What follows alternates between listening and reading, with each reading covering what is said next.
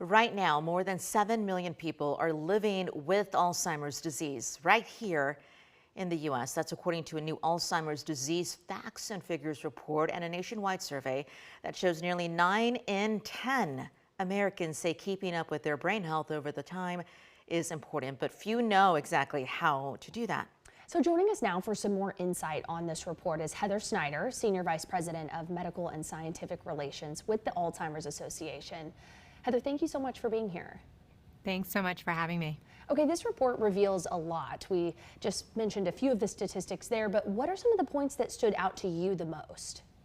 Yeah, I think when we look at the, really what we're seeing in this report is the continued progress that we're also seeing in the science, right? So our greater understanding of brain health and what might be the behaviors or the activities that we can do throughout the life course that may benefit our long-term cognition, our memory, our thinking, and our reasoning. And that was certainly the focus of the report. But we also look at how can we measure or understand the numbers of individuals that are living with Alzheimer's dementia, and even those that are living with early memory changes, or what we call mild cognitive impairment due to Alzheimer's. How can we understand that impact in our communities as well? And this report looks at all of that this year.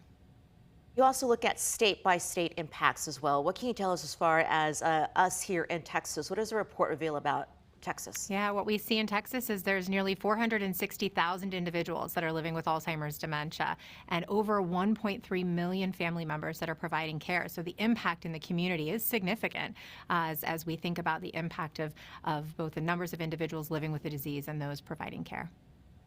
The report suggested that midlife, so ages 40 to 64, is a key time for supporting our brain health. Why is that time period so key? Yeah, I mean, this is me. This is probably many that are watching today. This is when, we start to worry about our blood pressure, our cholesterol, our sleep, our stress levels.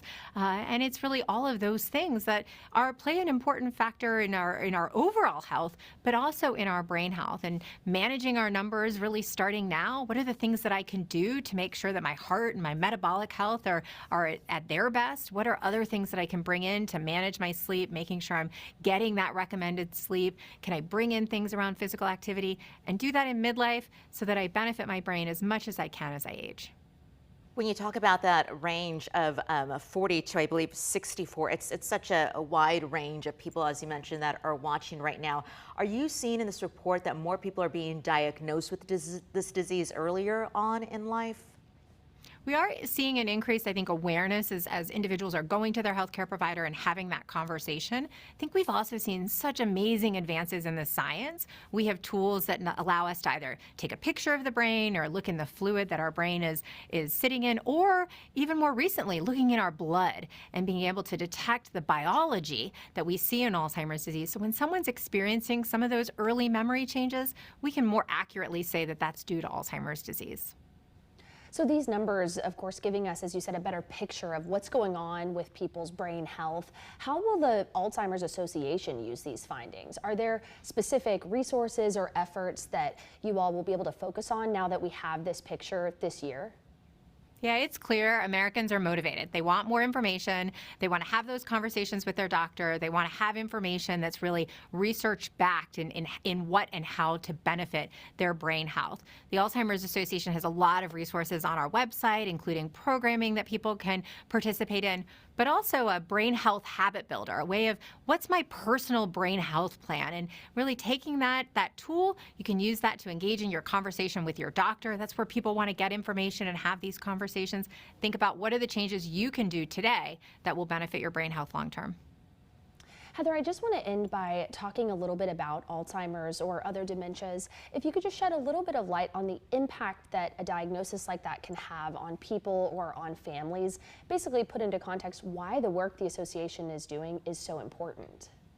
Well, thank you so much for that question. I think as we understand, dementia is really that umbrella term that is when an individual has so many memory and thinking and reasoning changes that really are affecting all aspects of their daily life and ultimately is fatal. There are many causes of dementia, including Alzheimer's disease, frontal temporal degeneration, vascular disease, Lewy body disease, to name a few.